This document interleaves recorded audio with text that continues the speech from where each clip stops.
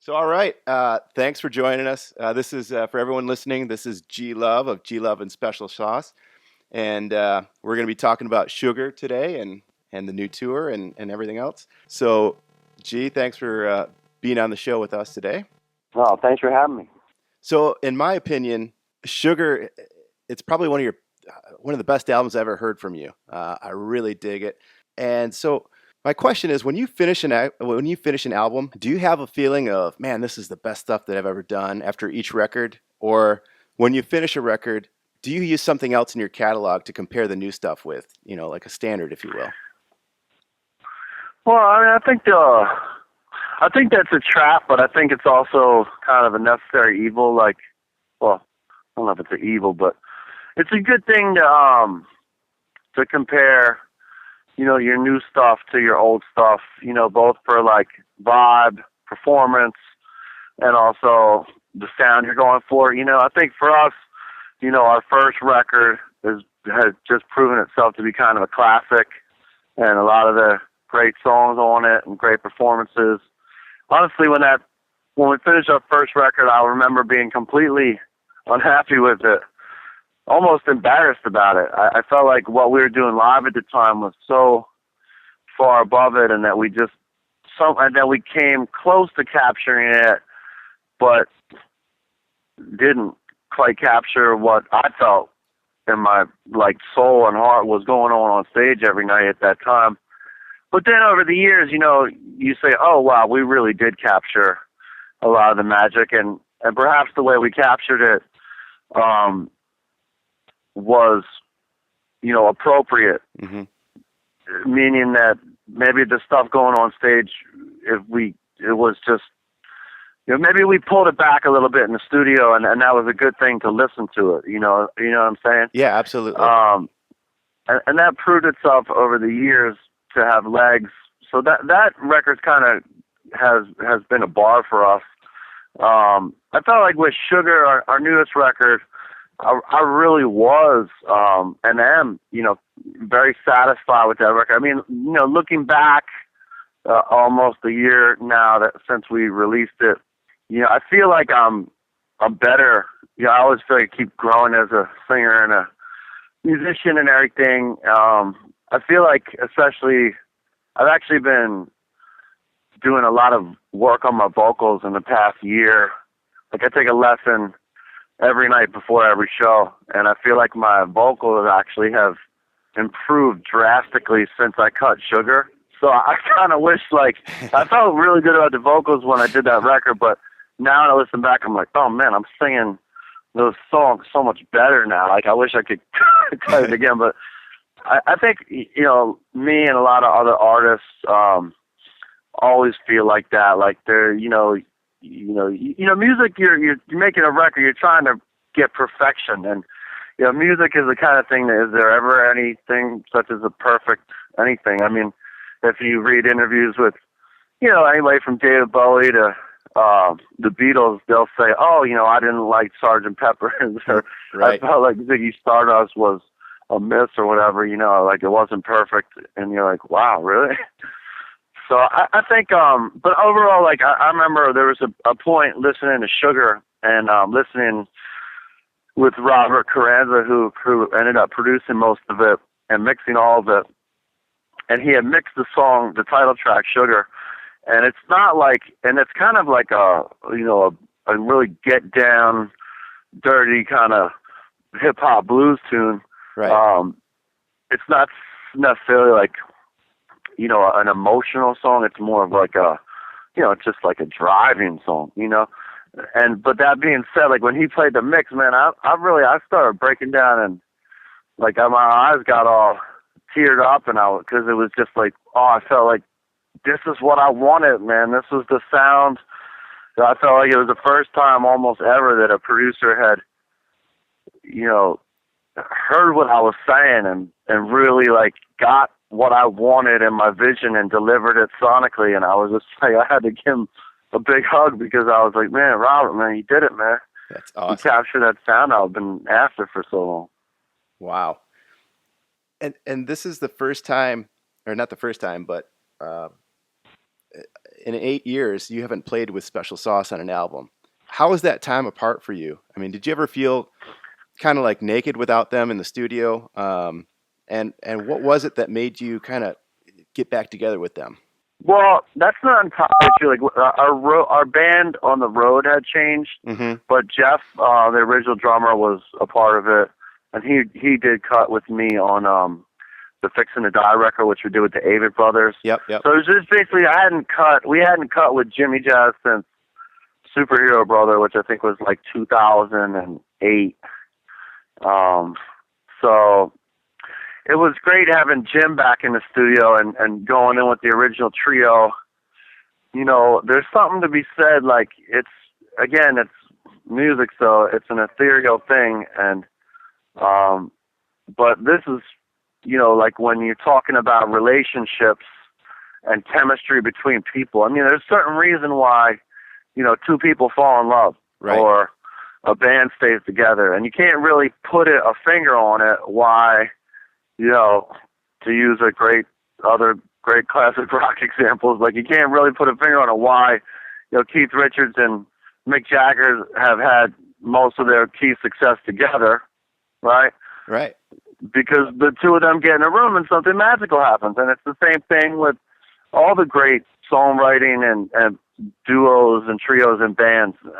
There's something that happens, the chemistry between the people, you know, and that's the magic thing, and you can never discount it. And at the same time, it's easy to discount it sometimes. You can say, well, you know, we're not getting along, and, you know, a million people could play the bass, or a million people could play the drums. Yeah, I mean, anybody could play the parts, but when you have someone that wrote the parts and lived the parts and put their life and time and energy for so many years until you get a power in there. So when Jim came back, it was like you didn't really realize like how much was missing of that chemistry until he was back, and then you're like, oh, it's just like coming home, you know. And he came in the studio, and immediately we were just like a freight train, and a musical freight train, and it was just powerful, and the grooves were connected, you know, and everyone was emotionally connected to the material and emotionally connected to each other and the pursuit of this band that we've been doing now for over 20 years. So it was like, yeah, it was just like coming home, and it was a success. And did you write this album mainly by yourself, or did you write it with the Houseman and Jimmy? Well, I kind of had a bunch of different writers. I guess like 3 or 4 years ago, I started when we get ready to make, or more like 5 years ago, just get ready to make a record, and really like, you know, like the team of Brushfire Records and my manager, Jason Brown, like really kind of going through all my demos, really being true A&R people for me, and going through the demos and not pulling any punches. You know, this song sucks, or this song has parts that are good, or I like this chorus, but I don't like the lyrics and the verses. You know, need some work. All right, well, it's kind of tough to hear it as a songwriter, but if you can kind of check your ego at the door and take the stance, well, all right, I think it's pretty great. I wrote it, but let me see if I can improve it. And then you can always go back to the original. So I did a bunch of, and continue to do this process where, you know, I'll get an idea and a song, and then I'll maybe I have a handful of guys that I work with, and guys that I don't know that I probably will work with at a time, and go with them and say, okay, this is my song. You have any ideas of how to improve it? And it's interesting because then you get an idea that you never would have thought of. Well, let's try this little chord change in there. Let's set up a pre-chorus. Or that line right there is really good. Let's repeat it. I mean, there's a million things you can rework a song, and usually it comes out to be better. So this new record had definitely some co-writes with some other writers, and then I don't think we wrote too much as a band, but there are some songs that we had written as a band, like Windshield Wipers was a jam that Jim and I had from early 2000s, and I can't really remember offhand, but so some of the stuff was all me, and some of the stuff was, written with co-writes. Okay. But the interesting thing about the record was that we did 2 sessions, and the first session we had really done all that A&R work I'm talking about, and then the next, and then there was one song that I cut on the first session, "Come Up Man," which is the first track on the record. Right. And originally, my A&R team said, "Oh, we don't." From the original demo, they said, "Oh, we don't think you should cut this one." And it turned out after we finished the first session, they said, "Well, this is the only song we really like off this session." And I said, "Well, fuck you guys, man. You told me you didn't want me to cut it." So, all right, well, we're going to go do another session, and I'm going to pick songs that go with Come Up Man. So then I went back through my whole catalog of, songs that hadn't been on the record from, 1990 to present day, and picked songs that I felt went along with Come Up Man as the blueprint or the backbone of that record, and that was a successful way to do it. Kind of really picking a style, committing to it, and following through with that. Wow, that's really interesting. And you said the last session was one of the best live cutting sessions that you've ever had. And, that's not really done much anymore in the studio. What prompted you guys to cut this thing live with minimal overdubs? Yeah, I mean, I think, we over the years we've tried all different ways of recording, from hip-hop techniques, looping stuff, and using beats, to a lot of heavily overdub live tracks, kind of just striving for, Beatles style production. And I think over the years, I just realized that I enjoy most, and I think we and myself as a singer come off most if we cut it live, and again, commit to each other's performances. Check it out. If you're cutting, right, a lot of times if a band is in the studio, you'll all go in there and play together, right? Mm-hmm. But the goal for this exact moment will be, go cut the song. We're really just going to go for the drum track here, So basically, I have to go out, and Jim has to go out and give a true, passionate, heated performance to inspire the drummer to greatness to make this great drum track. But then after it, we erase the bass and the guitar and the vocals because we want to get it isolated or whatever and do it again. Why? Because the whole reason the drummers play so good is because we push them to play that way. So why wouldn't you use the guitar and the bass and the vocals? You know what I mean? Do you sometimes... And then you have a thing... Sorry, go ahead. I was going to say, do you feel like sometimes you lose some great tracks, like some guitar tracks, over the years by doing that? Yeah, I mean, that's the thing. It's it just doesn't make sense. And plus it's it kind of makes the drummer be it just takes a commitment out of everybody. If everyone's knowing that, all right, we're going to go for a magical group performance where everyone's performance is going to be tied together, then everybody cares about what everybody else is doing and is connected to it. So, and we're all going to either sink or sail together, Yeah. So there's a power in that again is ethereal, but it's, you feel it. So for us, it's let's just commit to each other. And even if it takes 10 takes or 100 takes, which it doesn't, it usually takes 1 to 3 takes, but every once in a while you get stuck and it might take, 5 or 10 takes. Right. But let's commit to that and, suck it up, play it till we all get it right together, and then have something that's, you could feel that's all together and not disconnected in any way. You know what I mean? Yeah, absolutely. I mean, what are some of the challenges to making a great sounding, quote unquote, live album? Well, I think you gotta have the room sounding good. So you gotta have everything dialed in together, right? You gotta have the right volumes in the room so that you're not. And I'd rather have no isolation so that on the drum mics you can hear the electric guitar and the vocal, and on the bass you can hear the drums. So and that's all the records you love, are like that, whether it's the Stax records or the New Orleans records or the blues records. All those records are live performances, and they sound that way because everything's bleeding into all the microphones in the room.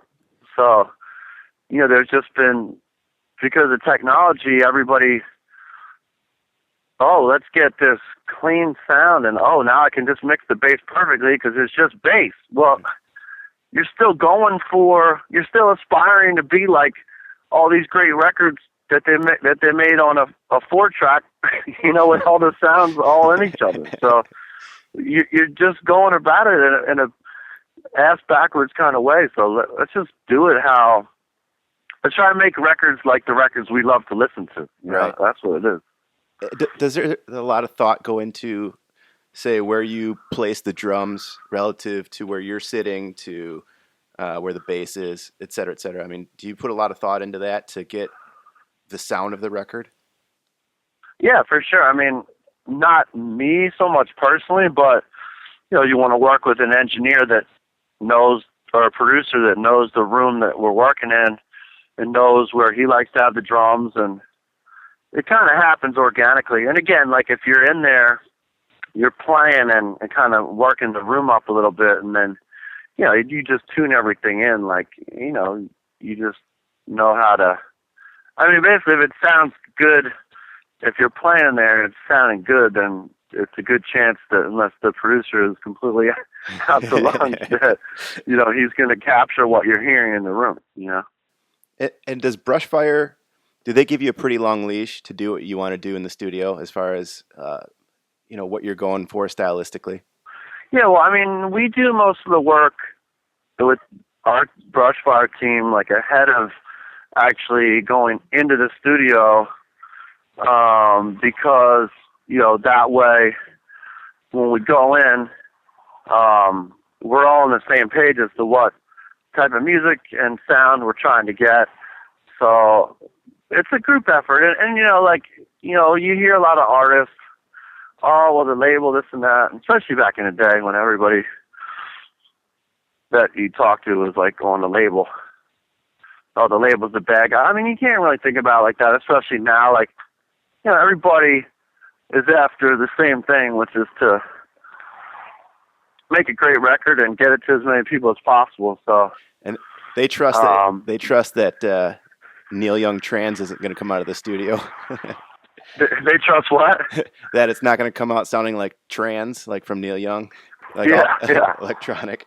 Yeah, we're like, I mean, we're all on the same page, and actually we recorded it at Brushfire, so there's nights when like Emmett Malloy, who runs Brushfire, would be in there, and it's fun for him to kind of be like, oh, well, will you cut this one now? Try this one, and that's cool. But most of the time, it's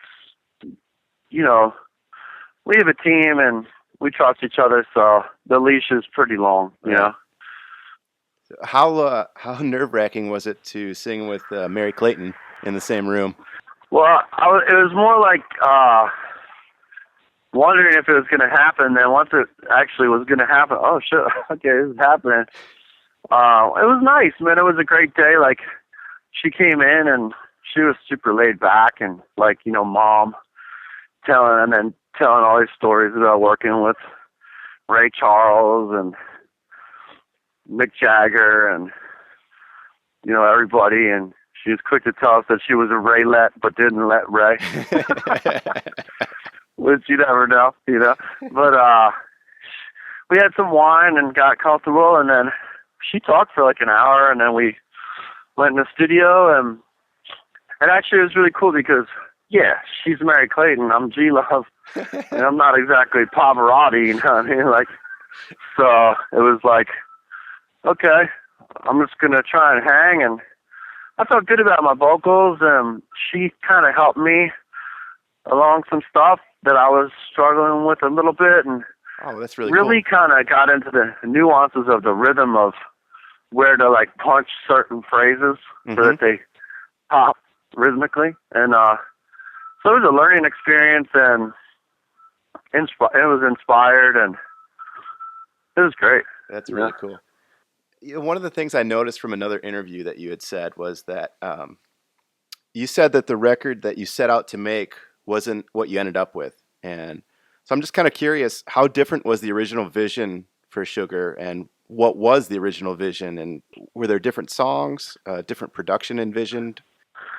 Well, yeah, I mean, the first session we're doing, we were recording with this guy, Ryan Hadlock, in Seattle, and he had just come off the really huge success of the Lumineers record. And Ryan's an outstanding producer, very, very thorough. In that session, we're kind of doing like a song a day. Like, we'd go out, and it was just what I was talking about earlier. Like, we'd go out and really, like, do a track, and then he would spend, like, hours, like, tightening up the bass and the drums on Pro Tools. You know, he'd be like, oh, you guys cut it. Okay, we got this. We can work with this. Spent hours tightening up, and I said, what the hell is he doing in there? And then, okay, and then again, you know, I'd have to lose my performance and have to go overdub and do like a million vocal takes, which he would comp together the vocals. And I just felt like, hey, that's good, but I know like how I sound, and it's not going to be that much different if you take the best word from every sentence from 10 different vocal tracks than just letting a whole live take run through with its, you know, with even if it has a couple flaws in it or whatever. And anyhow, and then the songs themselves, they were just a strong batch of songs, but like thematically it was like kind of like a lot of songs about like, you know, not heartbreak songs about like a bad relationship, and I kind of need to get off my chest. And anyhow, we did it, and again, like the song that came to the top was that Come Up Man song. And I mean, honestly, after the first session, I literally thought like, dude, this is it. This is a Grammy. Like, this, you know, I was pretty stoked on the first session, and the label got on the phone and my manager like, oh, well, we think you got a couple songs out of the session. What? A couple songs? This is a hit record. Well, they were pretty lukewarm about it. So it took me a second to kind of wrap my head around that. And then I said, all right, well, basically I get to go do another session. So it's what I love to do. And anyhow, I was happy in the end because instead of being like a heartbreak record, it totally turned around, and kind of by accident. And the theme I felt like of the lyrics of the record was just like the pursuit of music, from being a street musician to a rock star and everything in between. And I felt like it kind of came off as a like empowering, you know, record that was real, about real experiences. And sure, there's some romantic stuff on it, but it's not all that, you know. I mean, it's more just about life, you know. Yeah. Absolutely. Which is cool. Your style of music has a lot of soul and a lot of dynamics to it, as far as how loud a song gets, and then soft, and you got the upright bass and whatnot. And I just want to kind of know how the Loudness Wars affected your albums. I mean, have you felt pressure over the years to bump up the levels of your masters and lose some of the dynamic, or have you made a conscious effort not to, compress the hell out of your albums and things like that?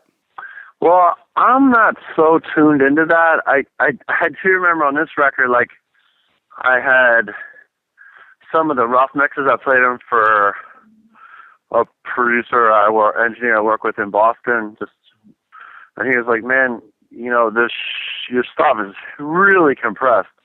And it's kind of a trick, because even though you think it sounds super hot right now, what it's actually doing is hurting your ears, and people aren't going to be able to listen to it. And then I said that to Robert, and he was like, yeah, that's just like that kind of temporarily for these roughs. And then when I don't know, he ended up saying that's not how it'll be when I do my final mixes. I won't have all that compression on it. So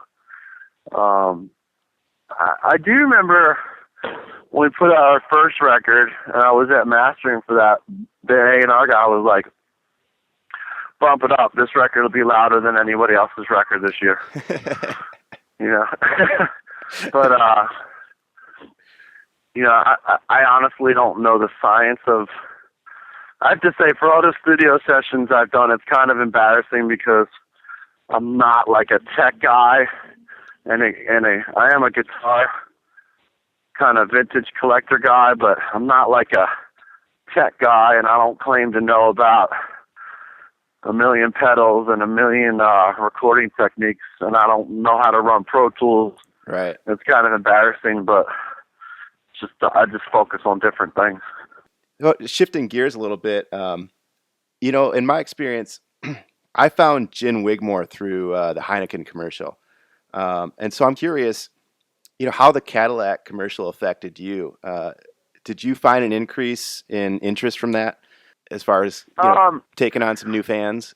I'm not sure. I think that's the kind of thing that we'll start to see now. I mean, it bumped up record sales a little bit, and certainly, you know, it's especially in this day and age when no one buys records. I mean, that Cadillac commercial for us was like a godsend because, for one, it's getting your song out there for millions of people, and then you make some loot that goes against your recoupment that helps because, again, no one's buying records, so someone's got to pay for this stuff.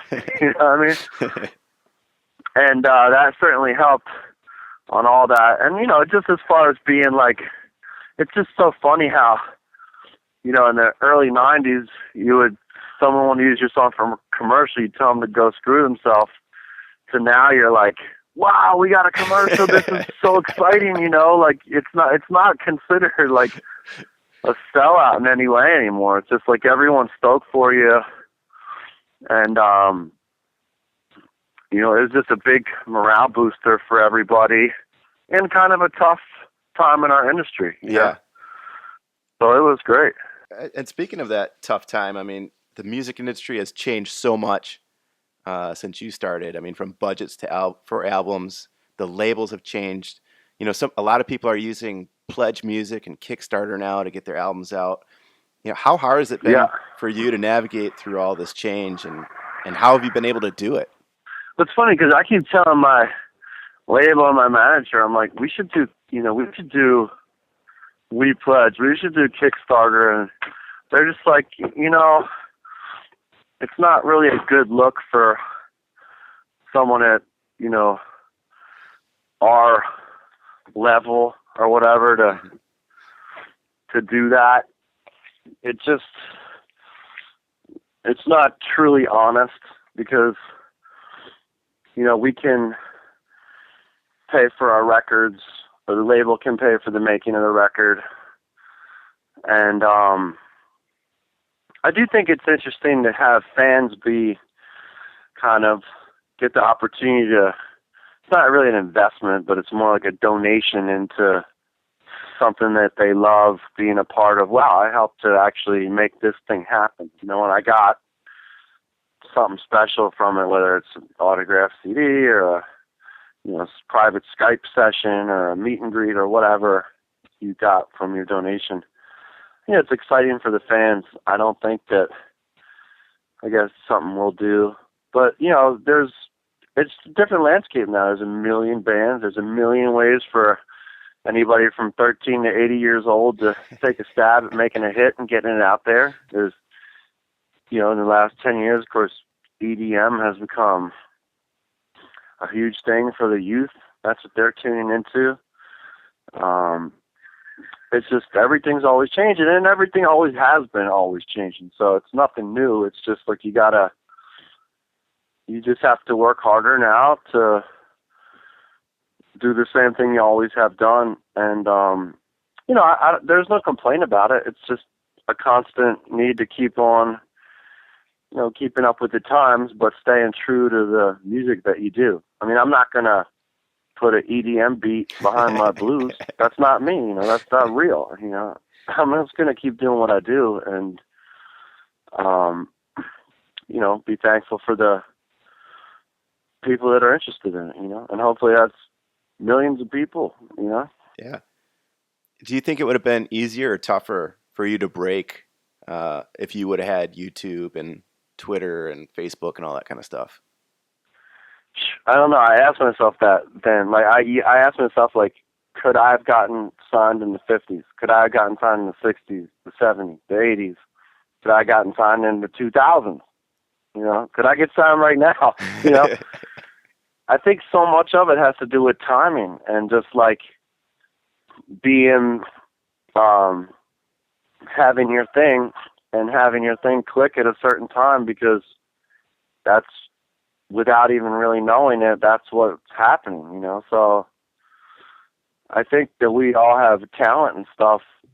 I mean, it's a good question, you know? Like I think about, like, you know, anybody that I meet that's talented and people that I've known along the way, like, you know, that I know are great or have had deals in the past but don't have one now, like how it seems so daunting to like start over right now, and how would you even get something going? But I mean, again, there's new stuff coming along right now that somehow finds a way to get out there, and some of it becomes huge. So I don't know whether, I'm just glad I'm already doing it. You know what I mean? Who knows? Is the way to keep at it just to grind out on tour? I mean, above anything else. I mean, if you've got a hungry and rabid audience, I mean, that's gonna kind of get you through all this tough time. Yeah, I mean, I don't think it's. I mean, like I did say it's like a tough time, but it's just the time. You know? Right, so right. I don't think that things are going to be, you know, like it used to be. Like you put a record out in the '90s or even the beginning of 2000s. Like every record you put out was really like a lottery ticket. Like, you know, you never know. You could pop a big hit, and all of a sudden, and there were records when, like, you know, I remember my kid was one or two, and we were down at the Jersey Shore, and it was right before the record The Hustle came out, and I felt like, wow, this record's going to be a huge breakthrough record for me. And I was walking around with my kid on my shoulder saying, oh, let's buy this house next year, like this waterfront house looking over the jetty and stuff. And then, of course, the record came out, and I still feel great about it, but, you know, we got dropped, you know, and I was like, what is going on, you know? So, yeah, I mean, we grind it out on tour, and that's always what we've done since '93, and that's what we know how to do best, and that's what we love to do. And, you know, it is a challenging lifestyle. It's tough on relationships. But it also keeps you young, and you're also doing what you love, and right. You also kind of never have to grow up, you know. So, you know, it's so for us, I don't see the, you know, the days of putting a record out and having some runaway train of success to $1 million, like, is kind of a thing that, you know, I'll keep my fingers crossed, but it's more like, you know, it's the slow grind and the slow build and the long-term success. And one more point is that I've seen a lot of people in my 20 years, like, get that thing and then kind of fall off. And I've even heard, like, you know, one of my friends is like a huge pop star, and we always had a lot of mutual respect for each other. And there was, you know, last time I saw him, which was probably 5 or 7 years ago, he was like, you know, I was always giving you shit about, why don't you have a hit? You know, why don't you make a hit? What are you waiting for? And then I see, like, and he's talking to me, well, I've seen what you've done. Like, sometimes I wish I was in your shoes and just had that real thing that wasn't based on, like, some huge pop success. So I think that there's a lot of reasons we have to be thankful for having the level of success that we've had. You know? Yeah, absolutely. Take me back for a second. You know, you said you started out going to open mic nights and then playing on the streets of Boston. What do you think? What did you do that others didn't that enabled you to get to that next level? I mean, because everybody wants it, but what was it that allowed you to make that next step? I think I just really had a dream, and when I was 16, I thought the dream was like, I was really into John Hammond, right? And John Hammond was riding around in a car with his wife playing the blues in coffee shops and small bars and theaters. And that's what he'd been doing, since the 60s. And, man, I thought, that's what I want to do. So for me, I just wanted to play music, and I wanted to play blues. And I didn't really, in the late 80s, MTV was like some real rock star shit. It's like, that was David Bowie and Madonna and Michael Jackson, and that's not something that's attainable. That's like, oh, you want to be Luke Skywalker. That's how many light years away in a different galaxy it was, And even though I lived in Philly, which is close to New York, where I guess it was all coming out of, I didn't know. So my thing was like, what did I know? I knew this guy John Hammond is my idol, and he plays the blues, and I got to meet him, and I could do that maybe someday. So that was my goal. I want to get good enough, and also he made his first record, and so did Bob Dylan when they were 20. So when I was 17, I said, listening to Bob Dylan's first record and John Hammond's first record, I have to get this good in 3 years, and I have to make a record in 3 years. That's the goal. You know what I mean? And all I want to do is make one record. That was as far as I was looking. And so as you went along from being like a kid, in your room to playing in the high school talent show to playing on the street and playing small coffee shops and then bars and then meeting a band, every gig leads to another, and taking advantage of every opportunity, and then having luck on your side and striving to be original and having a strong work ethic. One thing always led to another, and then all of a sudden it was like, holy, oh my God, we're getting a record deal. And then I cried. I was 20. We'd already recorded half of the first record. The dream's coming true. And I'm thinking, oh my God, I don't know what's going to happen, but I know things are never going to be the same. You know what I mean? Yeah. And they weren't. And I remember that moment when Jeff, the drummer, and I were in his, studio apartment with a shared bathroom down the hall, and he had like a hot pot and a mini refrigerator, and that's how he's living. And we got the call from our manager at the time saying, we got a deal with Epic Records. It was like, what? Oh my God. Is that the point where that you made it, or was it even after that where you finally said, all right, we made it? I don't know. Like, I feel like, I don't know. Like, I don't know if you ever feel like that. Like, I don't know. I don't know if anybody ever feels that. I wonder if, like, Dave Matthews feels like that, or, Jack feels like that. Because you're always striving to be better?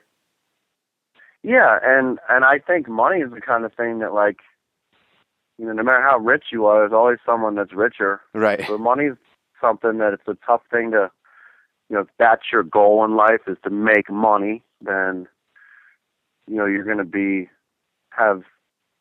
always kind of be unsatisfied.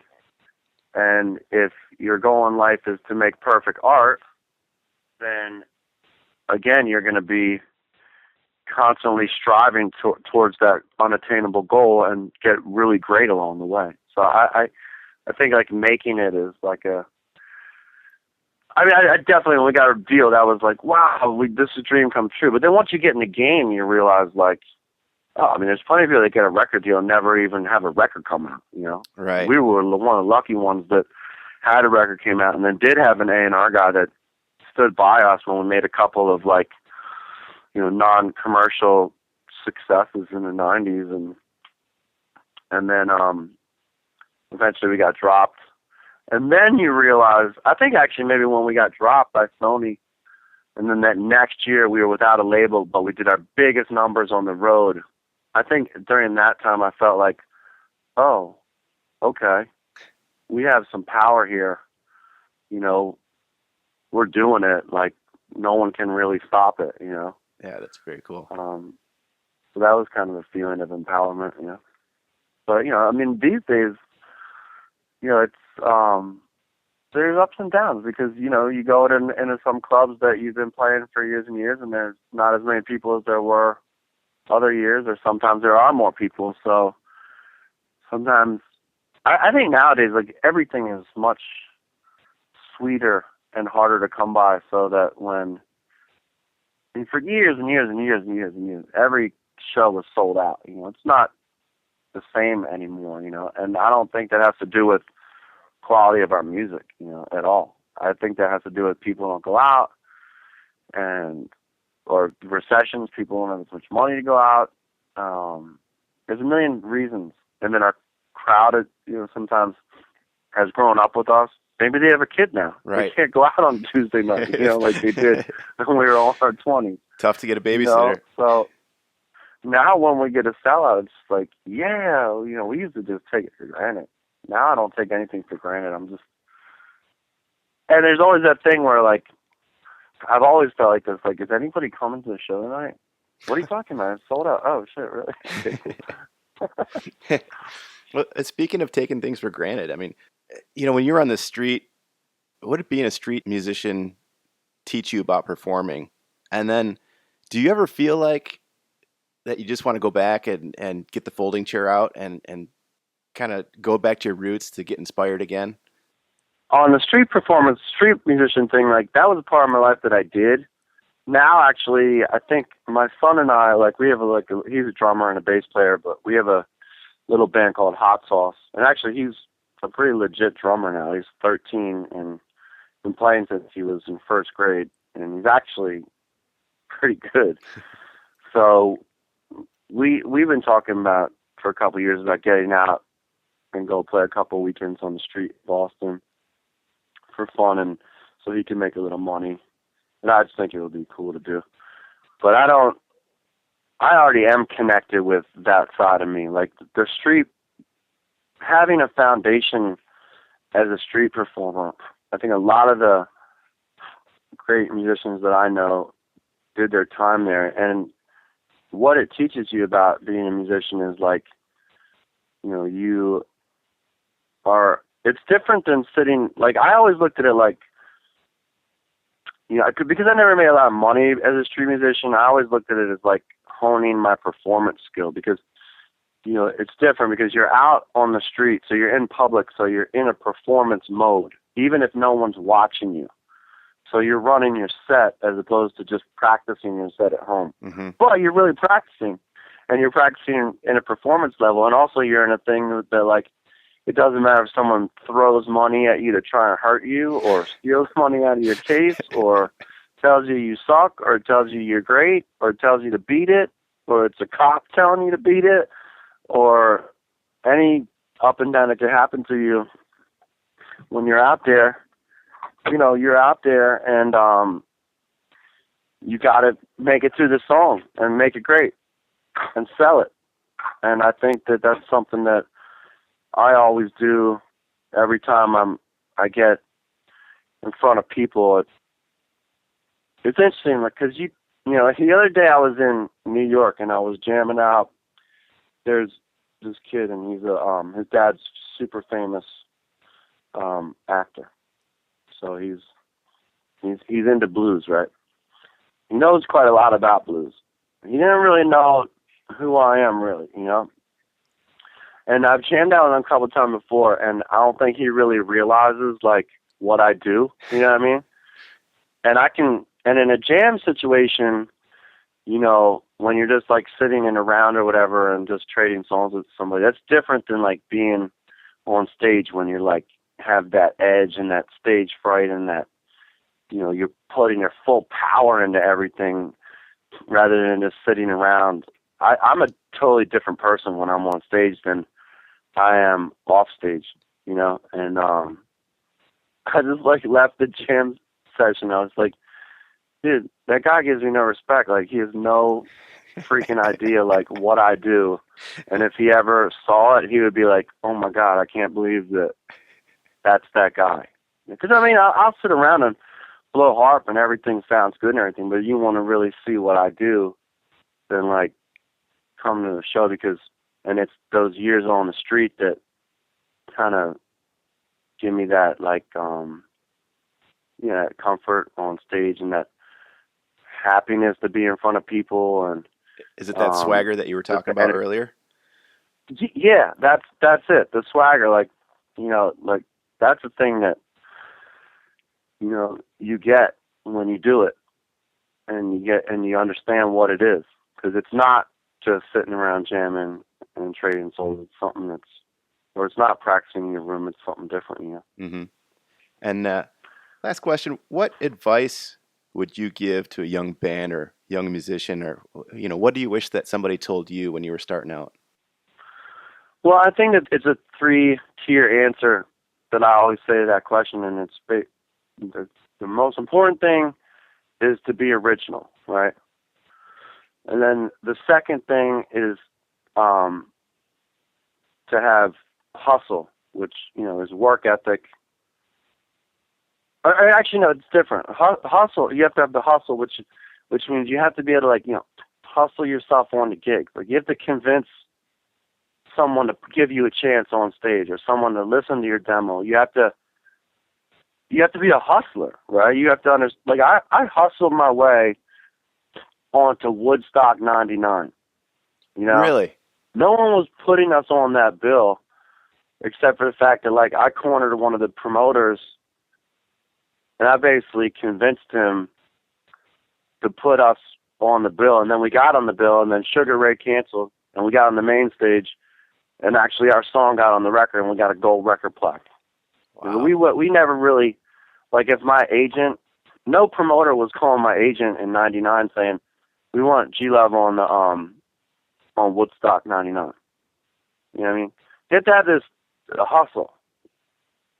And then the other thing you have to have is work ethic, because you have to be able to work hard and, never stop working, and you can't cancel gigs, and you got to play if you're sick or if your girlfriend left you or whatever's going on. It doesn't matter. You got to work, So some people don't have that. And if you have all three of those things, then you're going to have a good shot at it. It's as simple as that, right? Pretty much. Wow. So what do you want to tell people about the tour? Are you guys still doing the first record on the first set, or is that over with the first leg of the tour? Yeah, no, we did that last year, and that was great. This tour is like the Sugar Blues tour, and it's like a lot of the new record, and a lot of hits from old records, some obscure tracks, and actually plenty of blues, because as time goes on, like I really realized that I am one of the modern day bluesmen, my generation, and as I get older and older and older, I'm gonna be like carrying that torch more. And mm-hmm.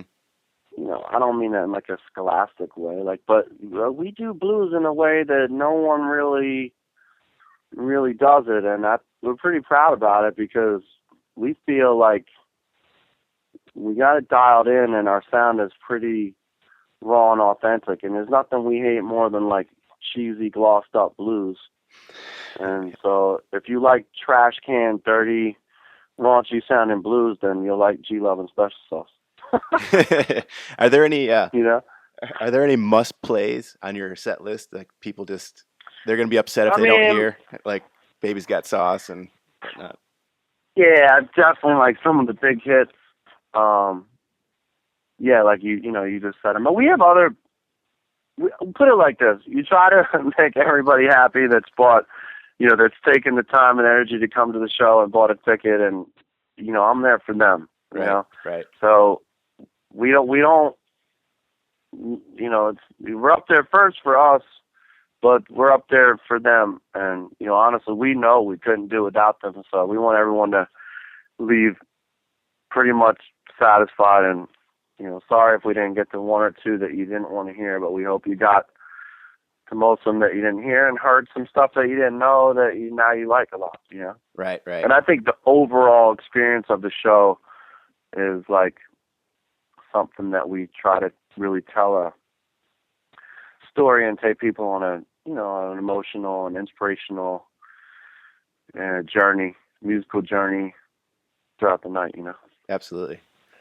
Well, thank you so much for your time. Really appreciate it. Yeah, man. Thank you. I'll be out there. I think it's like the 28th or so in Charlotte here. Okay. Yeah. But if you stick around for